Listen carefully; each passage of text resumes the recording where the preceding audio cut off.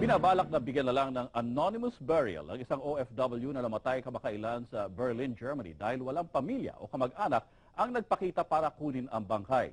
Nananawagan ang Embahada ng Pilipinas sa Germany sa mga magulang at kamag-anak ng yumaong si Susan Reyes Walter na makipag-ugnayan sa DFA. May report si Grace Sheila Pickard. Siya si Susan Reyes Walter. Ipinanganak noong February 5, 1964 sa Vigan, Ilocos Sur. Nag-asawa ng Aleman sa edad na 18 pero nakipagdiborsyo.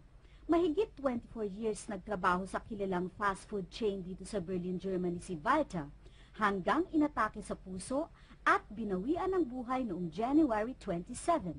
Sa tulong ng DFA, hinanap ng Embahada ng Pilipinas sa Germany ang mga magulang ni Susan na sina Teodorico Reyes at Lolita Riong Gingi sa huling tirahan nito sa Felix Huertas, Tondo, Manila. Pero hindi na raw sila doon nakatira.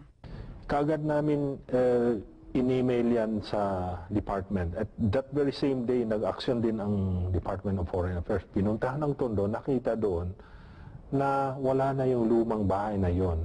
Bigo rin ng Embahada na makahanap ng address o telephone number ng mga kamag-anak sa tinutuluyang apartment ni Walter. Dahil dito, ang labi ni Walter ay ipalilibing anonymously dito ng German state. In fact, hanggang sa ngayon, nakikipag-ugnay pa kami sa Nachlassgericht, yung kung tawagin sa atin na inheritance court, no? Kasi kailanganin after ma-dispose yung katawan, yun naman kanyang estate, kung sabihin na ari-arian, mga benefits, ganyan. Paalala ni Melicor, mahalaga ang notification sa embassy, kaya pinapayuhan ang lahat ng mga Pilipino na isulat at kompletuhin ang contact details ng mga next of kin o kahit sino mang trusted person sa mga record, passport application o sa certificate of registration para maiwasan ang ganitong sitwasyon.